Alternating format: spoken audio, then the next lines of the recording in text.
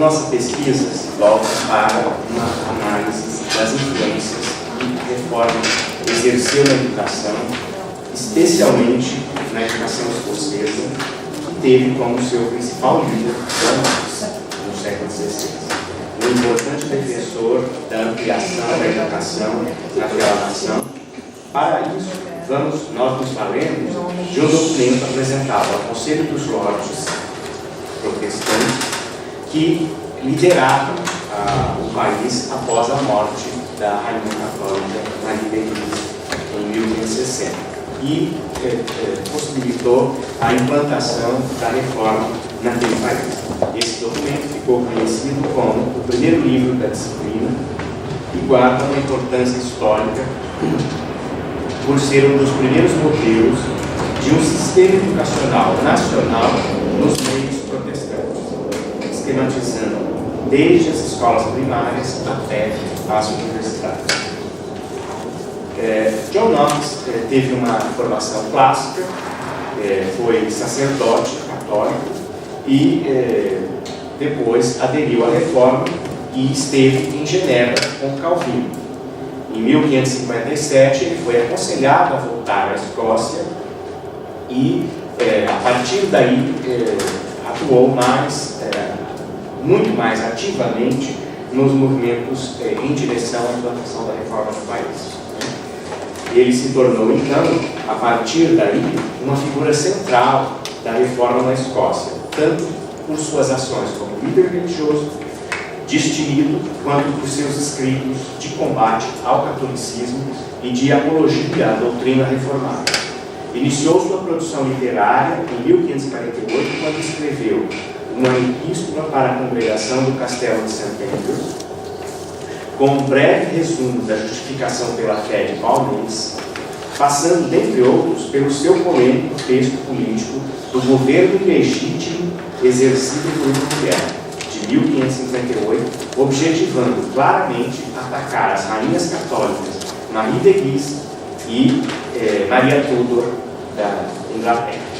Com esse texto, ele ganhou fama e notoriedade, e certamente ódio, não somente dessas duas rainhas, mas também, mesmo sem querer, de Elizabeth I, sucessora de Maria Tudor, simpatizante dos protestantes, que não aceitou Knox em seu país. Em 1560, ele trabalhou na elaboração da Confissão de Fé escocesa e do primeiro livro de disciplina, e terminou a sua produção literária em 1571, quando publicou em 2 volumes A História da Reforma na Escócia, que narra os acontecimentos que deram origem à reforma no período de 1528 até 1564. Então, sobre esse livro da disciplina, como eu disse, os lordes incumbiram um grupo de pensadores de estabelecer um credo para que pudesse ser aceito pelo país. Aos reformadores, liderados por John Knox, coube a elaboração de 2 documentos importantes que deveriam ser apresentados ao parlamento nessa fase inicial da reforma na Escócia. A saber, a Confissão de Fé, que foi de pronto aprovada e tinha por objetivo estabelecer a ortodoxia da Igreja nascente e, ao mesmo tempo, combater as doutrinas consideradas heréticas ou prejudiciais. A Confissão Escocesa não foi um documento tão bem elaborado como a Confissão de Westminster.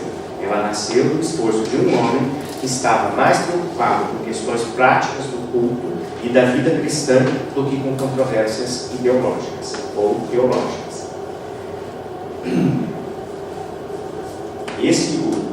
O outro documento, então, que é o documento do livro da disciplina, foi então um tratado que pretendia regulamentar as ações da Igreja Protestante nascente que, ao contrário do primeiro documento, encontrou forte resistência das autoridades do país. Os pontos essenciais do livro eram, de um lado, a disciplina e a ordem para regularem a vida da Igreja reformada e evitar os erros cometidos por sua antecessora, e, de outro, o ministério eclesiástico, sua importância e seus desdobramentos. A organização prevista para a Igreja tinha como princípio a autoridade da comunidade local, que escolhia seus líderes religiosos, pastores e ministros e deveria cuidar da sua manutenção. Os ministros se dedicariam ao ensino, à pregação e a ministrar os sacramentos. E para supervisionar o trabalho da igreja em todo o reino, seriam indicados e eleitos 10 superintendentes. O livro também definiu o destino dos fundos decorrentes da enorme riqueza da igreja, agora reformada. Nele era assegurada a provisão para os necessitados e indigentes de cada congregação, que deveria atuar em ações sociais nas áreas de sua jurisdição eclesiástica. Outro ponto importante foi sua notável ênfase na educação, de modo a suprir o país com escolas, colégios e universidades. Propostas que tocavam diretamente na administração e aplicação dos recursos da antiga Igreja Católica, doravante ambicionados pelos nobres escoceses, muitos dos quais já haviam se apropriado de boa parcela desses espólios e não estavam dispostos a abrir mão de suas novas aquisições. Os reformadores acreditavam na possibilidade de se criar um sistema nacional de educação patrocinado pelo Estado, e isso estava longe de ser unânime entre os nobres que haviam aderido à reforma espiritual.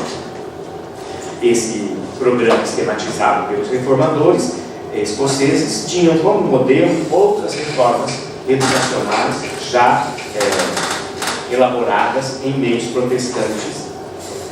O livro, composto de 9 capítulos, trata dos mais diversos temas, tais como administração dos sacramentos, pregação da palavra, exercício do ministério eclesiástico, sua manutenção e provisão com os discípulos, a disciplina, a política e a administração da igreja, entre outros. A necessidade de livre pregação do Evangelho por todo o reino, sem interferência da Igreja Católica, foi tratado no primeiro capítulo do livro, enfatizando a autoridade máxima, enfatizando a tese da autoridade máxima das Escrituras. Era necessário não somente ensinar a verdadeira religião, mas também combater as falsas doutrinas. Os sacramentos, batismo e eucaristia, os únicos aceitos pelos reformadores, foram temas do segundo capítulo. O combate à idolatria foi trabalhado no capítulo 3. Por idolatria, nós entendemos, segundo os reformadores, a missa, a invocação dos santos e a adoração da imagem. E, finalmente, toda a honra a Deus não contida em sua palavra. Bem, o texto segue adiante. Eu não vou cansar vocês na apresentação final do evento, né? Mas eu gostaria de incluir apenas o parágrafo final da pesquisa que fecha a conclusão a respeito desse trabalho que foi feito, que resultou numa tese de doutorado. Knox foi o grande líder do movimento reformado na Escócia no século XVI. Buscou, por sua influência e por todas as formas, cravar a bandeira protestante em solo escocês. Pregou contra autoridades que lutaram para impedir que florescesse o que ele acreditava ser a verdadeira religião de Cristo. Foi um homem que lutou pela religião reformada e pela real conversão de seus concidadãos. Era preciso fé. Era necessário conhecer a revelação divina e suas promessas. Era imprescindível saber ler e escrever. Era essencial criar escolas e universidades. As 3 universidades previstas nesse projeto eram St. Andrews, Aberdeen e Glasgow. Knox sabia disso e trabalhou arduamente para realizar esse sonho, que só se tornaria realidade 3 séculos depois. O livro da disciplina é a prova desses anseios e desses sonhos que rondaram por muitos anos as tentativas de se concretizar um sistema de educação nacional, especialmente na Escócia. E John Knox, o seu grande idealizador, ele não queria apenas educar os jovens, mas sim também evangelizá-los na verdadeira fé, segundo a sua concepção.